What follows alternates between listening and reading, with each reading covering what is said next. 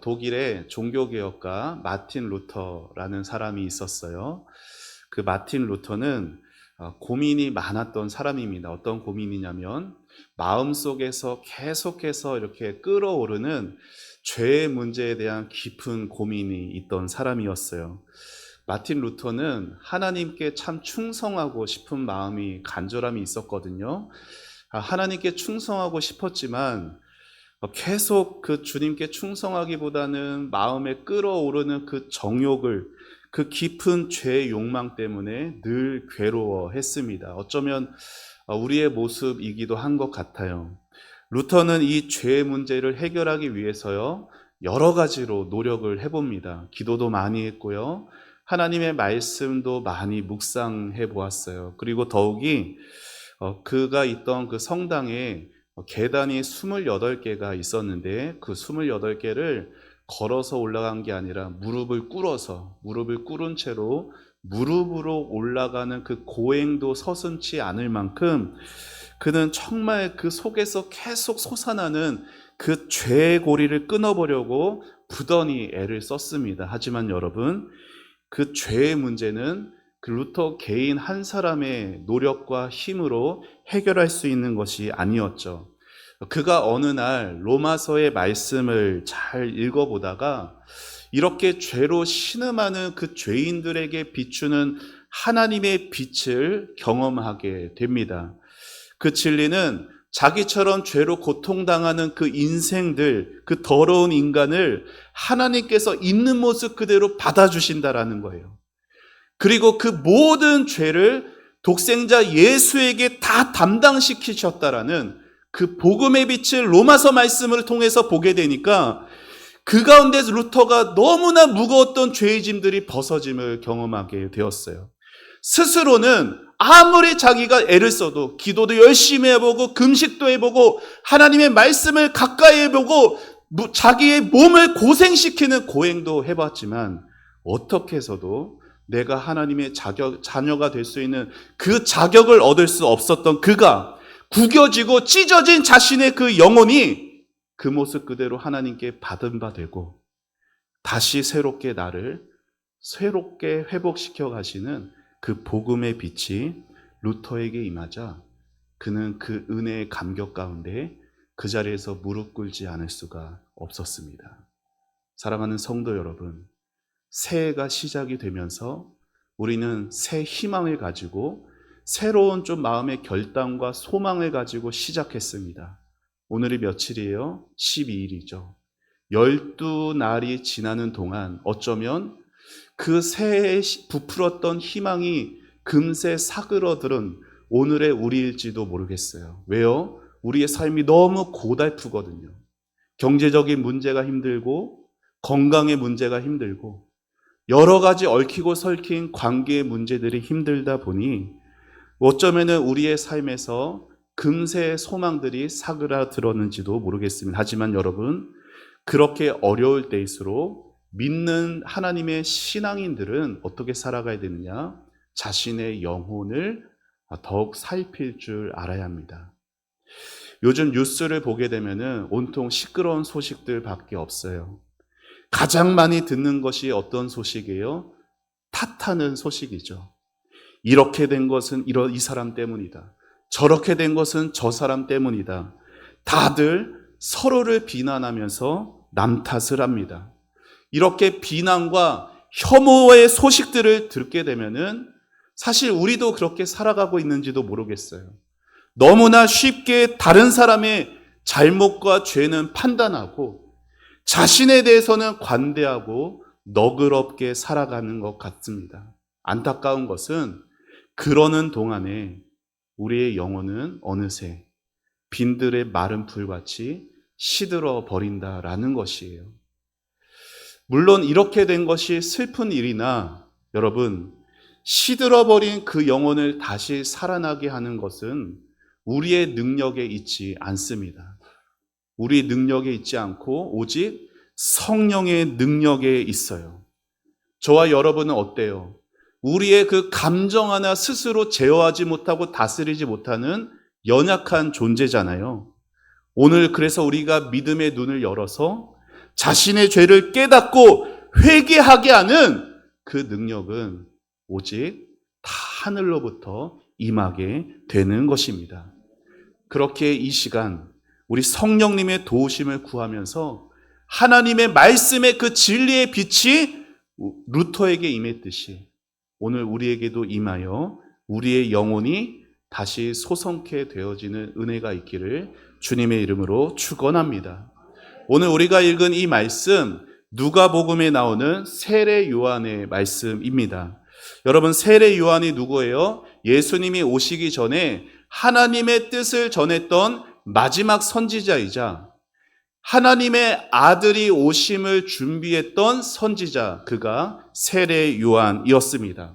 여러분, 고대에는 왕이 온다라고 할 때는 갑자기 오지 않았어요. 항상 왕이 온다라는 그 왕의 행차를 알리는 그 소식을 전하는 사람이 있었습니다. 그래서 그 사람이 백성들에게 먼저 가서 여러분, 백성들이요, 왕이 이제 곧 오십니다 라고 외치면 그 소식을 듣고 모든 백성들이 왕 맞을 준비를 했습니다. 왕이신 예수님이 오심을 알리기 위해 우리 하나님도 세례 요한이라는 한 사람을 준비시키셨어요. 그가 이스라엘에 예수님의 오신다라는 것을 전하면서 이스라엘 백성들이 오시는 주님을 만날 준비도 하게 하고 오시는 주님을 기대하며 만날 그런 마음의 준비를 하게 하려고 했죠. 그러나 세례 요한이 그 일을 감당하려는 그 당시의 상황은 매우 암울했습니다. 그게 오늘 말씀 1, 2절이 보여주는 거예요. 자, 우리 1절과 2절을 우리 다시 한번 읽어보시죠. 시작. 디베르 황제가 통치한 지 15해 곧 본디오 빌라도가 유대의 총독으로 헤롯이 갈릴리의 분봉왕으로 그 동생 빌립이 이두레와 드라고니 지방의 분봉왕으로 루사니아가 아빌레네의 분봉왕으로 안나스와 가야바가 대제사장으로 있을 때에 하나님의 말씀이 빈들에서 사갈의 아들 요한에게 임한지라. 여러분, 1, 2절에 보면요, 7명의 이름들이 나옵니다.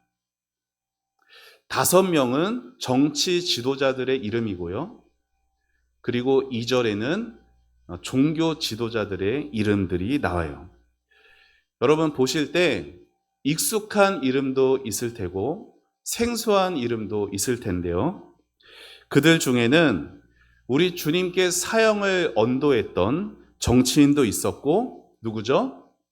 본디오 빌라도, 그리고 가룟 유다를 매수해서 주님을 체포하고 신문했던 대제사장 종교 지도자도 있었습니다.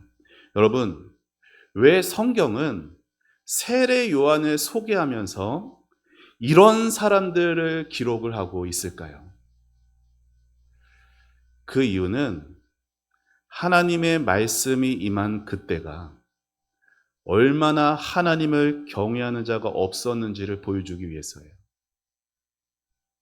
당시 정치적, 종교적 상황을 설명하는 때가 그리 아니라 하나님의 말씀이 빈들에서 세례 요한에게 임한 그때는 어느 누구도 하나님의 말씀을 기대하고 사모하지 않고 하나님의 아들의 오심을 환영하지 않을 때를 보여주는 것입니다. 여러분, 이들이 하나님의 아들 예수님의 오심을 반기기는커녕 오히려 어떤 자들이에요? 예수님을 죽일 준비가 되어 있는 자들이었습니다. 이렇게 영적으로 어두웠던 때에 그 영적인 어두움을 물리치기 위해 하나님이 하신 방법이 뭐예요? 그 시대에 하나님의 말씀을 주시는 것이었어요.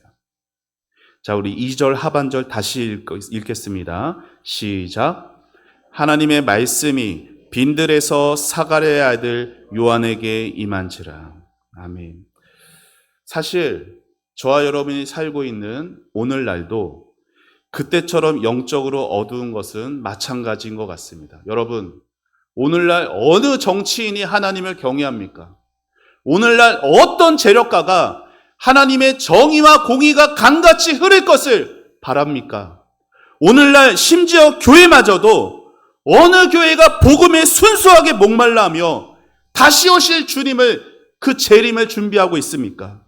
영적으로 어두운 것은 그때나 지금이나 매한가지입니다. 그런데 여러분 그거 아세요? 영적인 회복 또한 그때나 지금이나 동일하다는 것을. 죽은 영혼, 병든 영혼 일으키시는 하나님의 방법은 그때도 하나님의 말씀이 임하게 하는 것이었고 지금도 하나님의 말씀이 임하게 하는 것이에요. 그래서 다윗은 그의 시편에서 이렇게 노래했죠. 여호와의 말씀은 완전하여 영혼을 소생시킨다. 쉬운 성경으로 말하면 이렇게 돼요. 여호와의 가르침은 완전하여 사람에게 새 힘을 줍니다.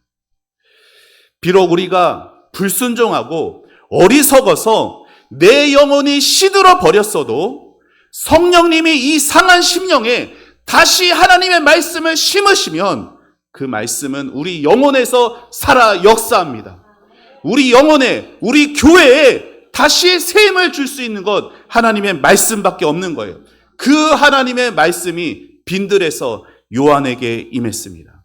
여러분, 세례 요한은 어려서부터 빈들에서 살았어요. 이스라엘에서 빈들이란 곳은요, 막 울창한 숲이 있고 먹을 것이 풍부한 그런 곳이 아니었어요. 낮에는 견디기 힘든 태양의 뜨거움이 있고요, 밤에는 견디기 힘든 그 추위의 고통이 있던 곳이 빈들입니다. 뱀과 정갈의 위험, 강도의 위험이 있는 곳이 빈들이에요. 여러분, 세례 요한이 머물던 그 빈들에는 이렇게 많은 위험들이 있었죠. 하지만 도리어 그 홀로 있는 그 곳이 세례 요한에게는 하나님만 만날 수 있는 귀한 곳이 되었습니다. 물론 하나님을 의지한다고 해서, 우리가 하나님을 바란다고 해서 우리 삶에 있는 뜨거움과 추위와 뱀과 강도의 위협이 다 사라지는 것은 아닙니다. 하지만 하나님의 말씀이 임하고 하나님과 더 친밀해지는 것이 빈들에 있던 세례 요한에게는 더욱 중요했던 것이에요. 그런 의미에서 저와 여러분에게는 각자의 빈들이 필요합니다. 어떤 곳이요? 하나님만 의지할 수 있는 곳, 하나님만 바라고 하나님의 말씀을 받을 수 있는 각자의 빈들이 필요한 것입니다. 사람들이 없는 저 깊은 산속으로 들어가라는 말이 아니라 치열한 우리의 삶 속에서 하나님과 교제할 수 있는 공간, 하나님 앞에 설 수 있는 구별된 시간과 장소를 필요하다는 것입니다. 그러한 의미에서 오늘 이 시간, 이 예배 드리는 이 자리가 하나님의 말씀이 임하는 우리의 빈들이 될 수 있어요. 하지만 여러분, 많은 성도들이 예배를 드려도요, 그냥 예배 자리에 앉아만 있다가 돌아가는 경우가 많습니다. 왜 그럴까요? 하나님의 말씀이 왜 하나님의 말씀 듣는 예배 자리에 있어도 그 마음에 임하지 못하는 걸까요? 자, 그 이유는 저를 따라해 보시죠. 내 마음이 나누어져 있기 때문에. 성경은 사람의 마음이 나누어지는 경우를 두 가지로 말합니다. 하나는 하나님보다 더 사랑하는 것이 있을 때 마음이 나눠져요. 하나는 근심 걱정에 짓눌리게 되면 마음이 나눠져요. 둘 다 마음이 나눠진 거예요. 어느 쪽이 되었든 하나님은 마음이 나누어지는 것을 가장 싫어하십니다. 그런데 이스라엘의 역사를 보면 언제나 이 두 마음의 역사였어요. 여러분, 이스라엘이요, 아침과 저녁으로 항상 상번제를 드려왔습니다. 그들은 항상 매일마다 제사를 드려왔어요. 그런데 여러분, 하나님이 뭐라고 말씀하신지 아세요? 너희들은 나에게 제사하지 않았다 말씀하세요. 심지어 구약의 마지막 성경 말라기를 보면은 드려지는 그 제사를 하나님이 역겨워하십니다. 그래서 누가 더 이상 제사 드리지 못하게 저 성전 문 좀 닫아버렸으면 좋겠다 라고 말씀하실 만큼 이스라엘은 항상 두 마음을 가지고 형식적으로만 제사 드려왔어요. 또한 이스라엘의 역사를 보면 어려움이 닥칠 때마다 그들은 근심 걱정에 짓눌려서 언제나 하나님께 원망 불평을 쏟아냈습니다. 이렇게 이스라엘의 역사는 한마디로 두 마음의 역사이기도 했어요. 사랑하는 여러분, 오늘 여러분의 마음은 어떠십니까? 지금 하나님의 말씀 받고 계시잖아요.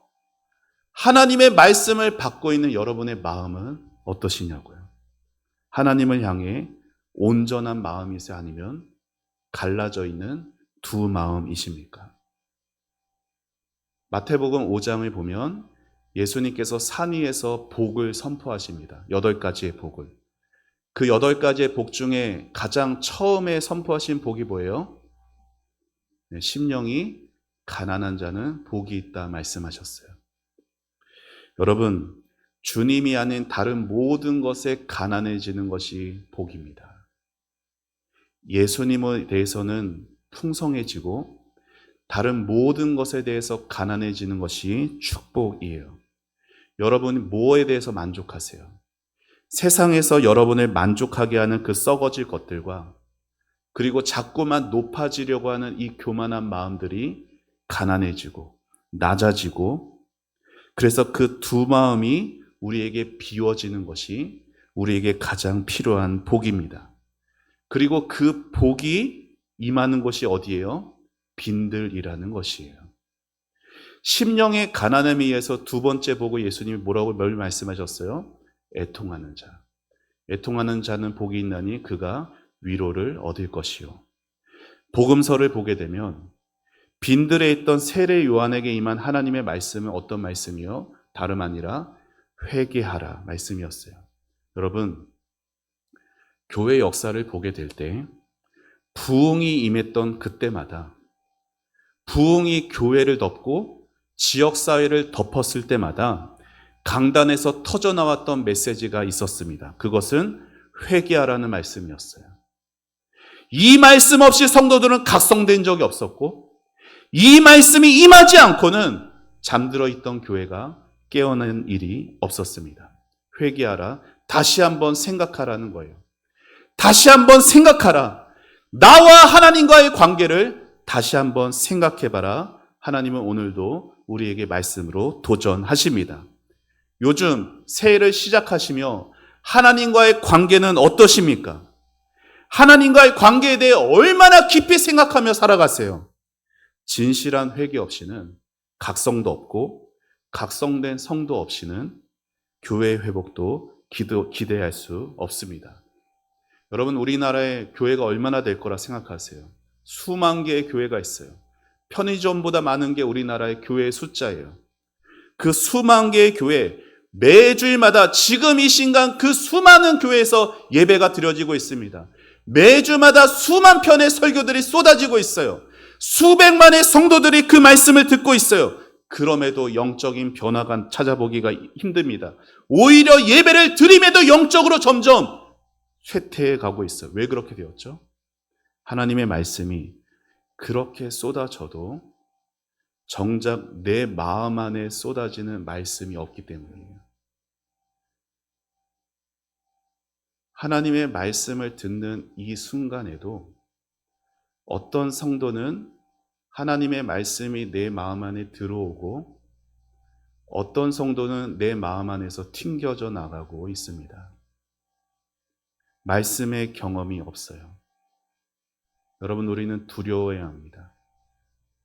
많은 말씀을 듣고도 변화되지 않으면 주님께 받을 건 책망밖에 없습니다.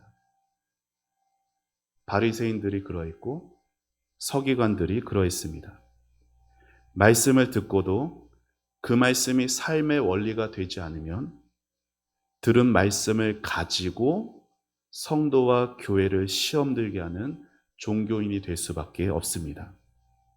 오늘날 말씀 듣는 사람들은 많지만 그 말씀으로 자신을 돌아보고 그 말씀에 정직하게 자신을 비추어 보며 삶의 방향을 바꾸는 사람들은 적습니다. 오늘날 많은 사람들 회개하라는 말씀 듣고 싶지 않아 합니다. 요즘같이 어려운 시대일수록 교회에 오면 좀 나를 위로해주는 말만 듣고 싶어 합니다. 회개의 메시지 앞에는 서고 싶어 하지 않습니다. 그러면서 하나님은 또 무서워합니다. 그래서 회개의 모양만 가지죠. 하나님의 진노는 두려워하나 하나님과의 관계가 멀어지는 것은 두려워하지 않습니다. 신앙의 목적이 하나님을 더 마음 다해 사랑하는 것일진데 어느새 신앙의 목적은 내 삶의 고난 피하는 것밖에 되지 않습니다. 회개의 열매가 없기에 하나님과의 관계도 멀어졌고 하나님과 멀어졌기에 내 삶의 어떠한 열매도 맺어지지 않습니다. 오늘 읽은 누가복음 3장에서 세례 요한의 책망을 듣는 사람들도 그러했죠. 누가복음 3장 7절에 세례 받으러 오는 무리를 향해서 세례 요한이 뭐라고 선포합니까? 독사의 자식들아, 누가 너희에게 일러 장차올 진노를 피하라 하더냐 선포하고 있어요. 세례 받으려 오는 그 사람들의 관심은 하나님의 진노를 피하는 것, 내가 어떻게든 이 삶의 고난에서 벗어나는 것이 다였지만 하나님의 관심은 뭐예요? 어떻게든지 그들이 하나님의 말씀을 받아서 말씀이 그 안에서 살아 역사하여서 하나님과의 친밀한 관계로 다시 회복되는 것이 하나님의 바람이었어요. 오늘날 많은 성도들이 생각합니다. 우리 교회가 어떻게 하면 발전할까? 우리 교회가 어떻게 하면 더 자라날 수 있을까? 성장할 수 있을까? 어떻게 하면 성도들이 신앙생활 잘할 수 있을까? 그 고민들 하고 있습니다. 이에 대해서 여러 세상에는 교회들마다 전략들, 방법들이 소개되고 있지만 하나님이 바라시는 것은 언제나 진실로 회개하는 한 사람이에요. 실제로 하나님은 교회에 놀라운 부흥을 주실 때마다 진심으로 회개하는 사람들을 먼저 준비시키셨어요. 평양의 대부흥, 영국의 대부흥, 미국의 대부흥이 있을 때마다 언제나 진실로 회개하며 먼저 기도하는 작은 기도의 모임들이 있어 왔습니다. 그들을 통해서 하나님의 거룩한 말씀을 선포하게 하셨고 그 말씀이 그 시대의 성도들을 일깨웠고 수많은 믿지 않는 사람들을 회심하게 했던 것이에요. 사랑하는 성도 여러분, 진실한 회개를 통해서 여러분 개인과 우리 교회와 우리의 모든 삶이 거룩하게 회복되는 것이에요. 소망이 없던 그 시대에 세례 요한에게 회개의 말씀이 임하게 하신 그 하나님은 오늘 저와 여러분에게도 회개의 은혜가 임하기를 바라십니다. 바라기는 마음을 다해 여러분 자신을 빈들에 서는 삶이 되게 하십시오. 하나님이 빈들에서 여러분을 만나 주실 것입니다. 거룩한 하나님과 홀로 있는 시간과 장소를 정하시고 거기서 주님이 주시는 그 말씀을 마음에 새겨가시며 무엇보다 두 마음으로 살아왔던 지난 날들을 회개하는 여러분 되기를 바랍니다. 그리고 하나님을 향해 하나님, 제 마음이 하나 되게 해주세요. 하나님을 향해서 온전한 마음 되게 해주세요. 비록 주님 앞에 내가 지은 죄가 많이 있지만 주님 앞에 오늘도 한없이 부끄러운 것이 나이지만 하나님은 그러한 나를 사랑하시죠. 이렇게 상한 마음으로 주님 앞에 나온 나를 이 모습 그대로 받아주시는 하나님, 주님 나의 마음을 하나 되게 하옵소서. 하나님이 여러분을 부르십니다. 2025년도 새해가 시작되었을 때 여러분 마음에 소원했던 것, 특별히 오늘 빈들에서 하나님의 말씀이 요한에게 임한지라. 내가 있던 그 골방의 자리에서 하나님의 말씀이 나에게 임함을 경험하는 2025년도가 되어지시기를 주님의 이름으로 축원합니다. 우리 같이 함께 찬양하고 기도하시죠.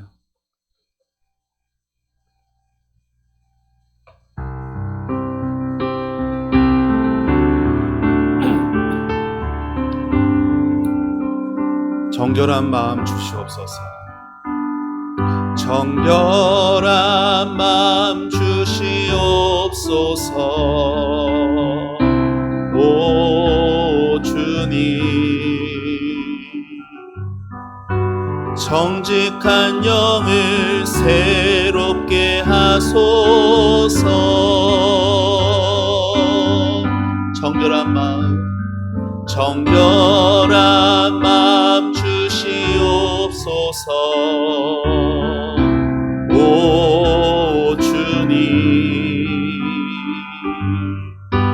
정직한 영을 새롭게 하소서.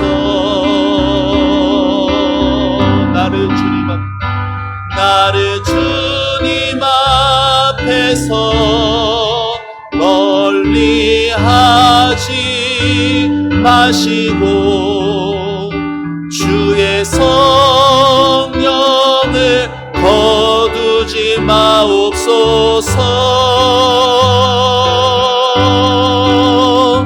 그 구원의 기쁨 다시 회복시키시며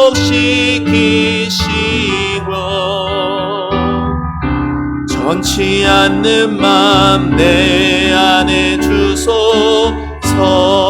우리 가슴에 손을 얹고 다시 찬양해 봅니다. 정결한 맘 주시옵소서. 오 주님, 정직한 영을 새롭게 하소서.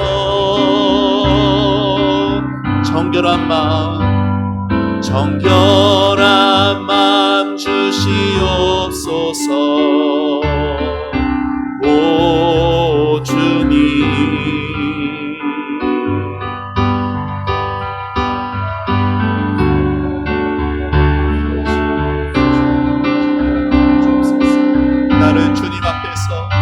나를 주님 앞에서 멀리 하지 마시고 주의 성령을 거두지 마옵소서.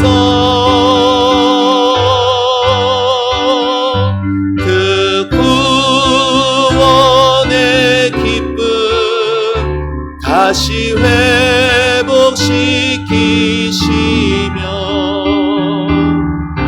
변치 않는 맘 내 안에 주소서. 나를 주님 앞에서 멀리하지 마시고 나를 주님 앞에서 멀리하지 주의 성령을 거두지 마옵소서.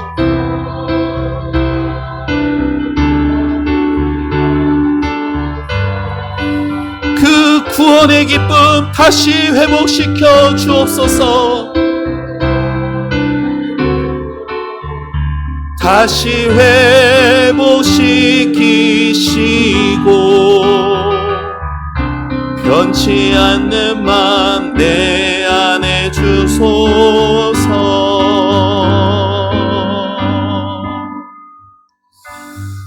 시간 우리 말씀을 생각하고 같이 기도하겠습니다. 사랑하는 성도 여러분, 여러분의 삶에 뭐가 가장 소망이십니까? 여러분에게 삶에 뭐가 가장 급하십니까? 물질의 문제, 건강의 문제, 관계의 문제들 속히 우리 안에 해결되어야 할 문제 맞습니다. 그런데 하나님은 오늘 우리에게 우리 영혼의 문제가 속히 회복되기를 원하십니다. 하나님께서 우리를 하나님의 말씀이 임하는 하나님을 만나는 그 빈들로 초대하고 계십니다. 하나님, 내가 하나님과의 관계를 소홀히 하면서 하나님 구원의 감격이 식어져 가는데도 내 마음의 빈들의 마른 풀같이 시들어 가는데도 하나님 그것을 두려워하지 않고 살아왔습니다. 하나님 이 못난 모습을 용서하여 주옵소서. 하나님을 떠나 사는 우리의 모든 모습을 불쌍히 여겨 주옵소서.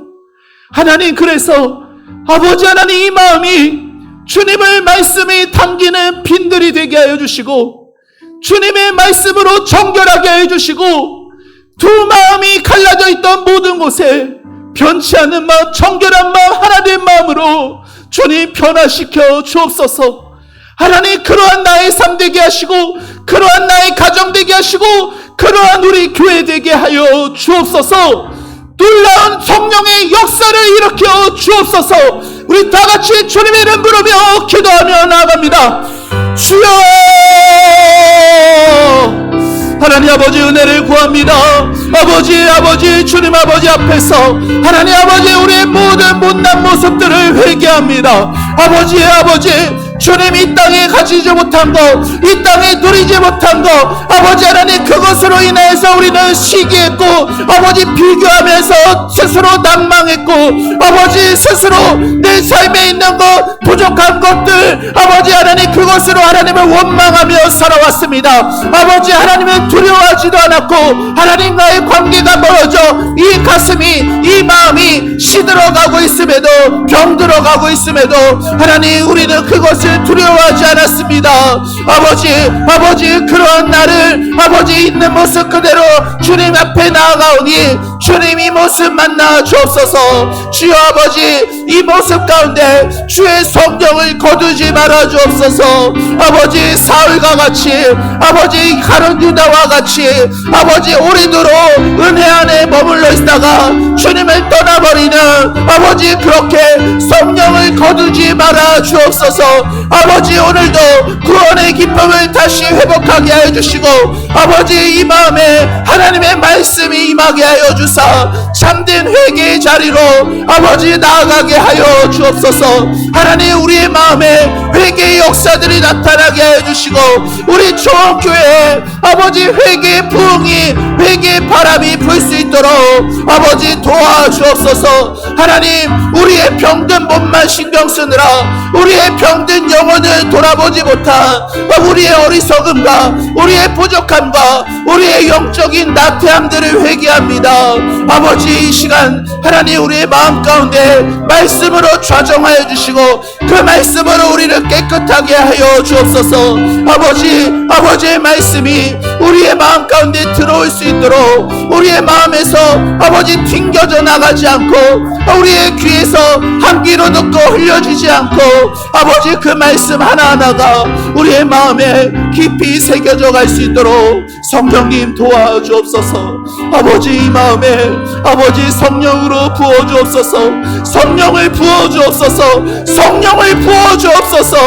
성령을 부어주셔서 말씀이 말씀되게 하시고 우리의 영혼이 살아나게 하여 주옵소서. 우리 교회가 살아나게 하여 주옵소서. 하나님과 멀어졌던 우리가 다시금 말씀을 받는 빈들에 서게 하여 주시고 아버지 우리의 모든 나태한 신앙들 아버지 다시금 새로워지고 바르게 되어질 수 있도록 은혜의 자리, 기도의 자리 그곳을 나의 빈들로 여기며 다시금 그 자리를 찾아갈 수 있는 하나님 우리가 될 수 있도록 주여 도와주시옵소서. 주님 이끌어 주옵소서. 하나님 아버지 감사합니다. 주님 오늘도 우리에게 하나님의 마음을 들려주셔서 감사합니다. 하나님 세상에서 허덕이며 영혼이 병들어감에도 그저 세상 것밖에 구하지 못하는 우리를 보실 때 얼마나 안타까우셨습니까? 주님 영혼이 비틀어져 가고 영혼이 흉측하게 아버지 가뭄 가운데 있음에도 그 영혼이 말라감에도 아버지 여전히 세상 것밖에 구하지 못하는 여전히 그래서 마음이 두 마음으로 갈라진 채 근심 걱정에 짓눌려 사는 우리가 얼마나 안타까우셨습니까? 주님 아버지, 그러한 우리를 내치지 않으시고, 그러한 우리를 꺾지 않으시고, 그러한 우리를 있는 모습 그대로 다시금 예배의 자리를 통하여 우리를 만나주신 하나님 감사합니다. 하나님, 사랑하는 우리 모든 성도들 영원히 살아나게 하여 주옵소서. 아버지, 삶의 힘든 가운데서 영원히 살아나게 하여 주옵소서. 성령께서 우리 영혼들을 일으켜 주시고 말씀을 말씀되게 하여 주사 말씀이 놀라운 역사가 나타날 수 있는 우리 초원교회 되게 하여 주시옵소서. 하나님, 말씀을 향한 사모함이, 기도의 자리를 향한 사모함이 추위가 막지 못하게 해주시고, 아버지, 우리의 모든 연약함도 불구하고 은혜의 자리, 기도의 자리, 말씀 받는 자리 나아가게 힘을 내는 우리 모든 성도들 되게 하여 주시옵소서. 하나님, 그래서 말씀으로 성장할 수 있는, 말씀으로 힘있게 일어나는 우리 교회 되어지게 하여 주시옵소서. 사랑하는 우리 성도들, 아버지, 육신의 질병 때문에 너무 힘이 듭니다. 마음도 약해져 가고 모든 것에 약해져 가는 우리 살아가는 성도들 기억하여 주시고, 아버지, 모든 연약함들을 강하게 하여 주시옵소서. 하나님께 모든 것 맡겨드리옵고 감사드리며 예수님의 이름으로 기도합니다. 아멘.